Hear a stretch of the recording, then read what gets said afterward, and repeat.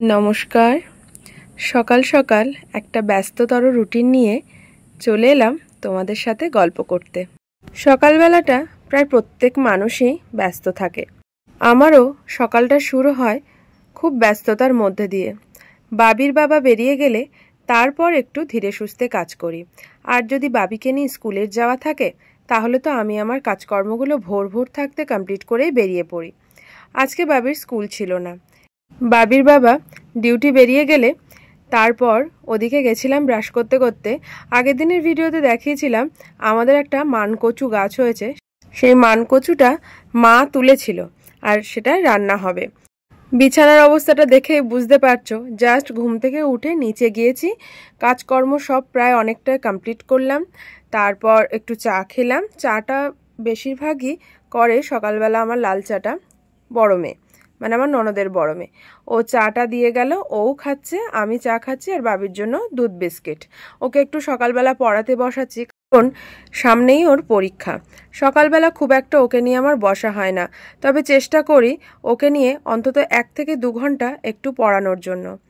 তো বিছানা গুছিয়ে ওকে পড়িয়ে খাইয়ে আমি কিন্তু নিচে চলে এসেছি। আজকে রান্না হবে মানকচু দিয়ে খড়কুল্লো মাছ। তোমাদের ওদিকে কি বলে জানি না, আমাদের এদিকে এটাই বলে। অবশ্য আমি ঠিকঠাক নাম জানি না, খুব একটা মাছ আমি চিনতেও পারি না, ভালো খারাপ কোনোটা বুঝতে পারি না। মার কাছে শুনে, মানে শাশুড়ি মায়ের কাছে শুনে শুনে কিছুটা শিখেছি। আর রান্না হবে ক্যাপসিকাম দিয়ে, ডিম দিয়ে, আলু দিয়ে ভাজা হবে। এই 2 রকমেরই রান্না হবে। তো মানকচুটা যেহেতু দিশি, মানে জলের মধ্যে ছিল, অনেকটাই ভিজে, সেই জন্য মা বলল যে মানকচু কেটে দিয়েছি, লবণ মাখিয়ে কিছুক্ষণ রোদে দিয়ে রাখো। লবণ মাখিয়ে কিছুক্ষণ রোদে দিয়ে রেখে আমি কিন্তু সিদ্ধ করে জল ফেলে রান্নাটা করেছিলাম। মাছগুলো খুব কড়াও ভাজবো না, একেবারে কাঁচা রাখবো না। এই মাছের সর্ষে বাটা দিয়ে ঝালও খুব ভালো লাগে। তো হালকা লালচে লালচে করে মাছগুলো ভেজে তুলে নিয়ে আমি এর মধ্যে ক্যাপসিকাম আর আলুটা দিয়ে দিয়েছি।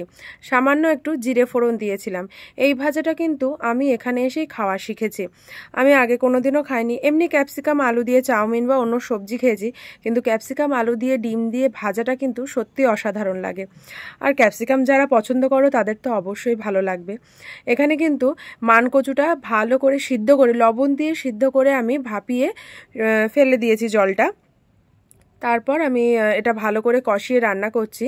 কে কেমনভাবে মানকচু রান্না করো জানি না, তবে আমরা পেঁয়াজ, আদা, টমেটো দিয়ে আর 5 ফোড়ন, শুকনো লঙ্কা ফোড়ন দিয়ে ভালোভাবে কষিয়ে শুকনো লঙ্কা, হলুদ গুঁড়ো, লবণ, জিরে মরিচ গুঁড়ো দিয়ে ভালো করে কষিয়ে নিয়ে তারপর কিন্তু আমরা রান্নাটা করি। আমার বাপের বাড়ি আবার অন্যভাবে রান্না করে, পেঁয়াজ দেয় না, শুধু আদা দিয়ে, বড়ি দিয়ে, মাছ দিয়ে রান্না করে মানকচু। তো এভাবেই দেখো রান্না বান্না সব আমার শেষ করে বাকি কাজগুলো কমপ্লিট করে আমি বাবিকে খাওয়াতে বসেছি, সাথে আমরাও খেতে বসেছি। ও এখন একাই খায় যেহেতু, তাই বেশিরভাগ সময় আমার আর ওর থালা আলাদাই থাকে। তো যাই হোক, আজকের ভিডিওটা এটুকুই। কেমন লাগলো অবশ্যই জানিও। সবাই সুস্থ থেকো, ভালো থেকো, টাটা।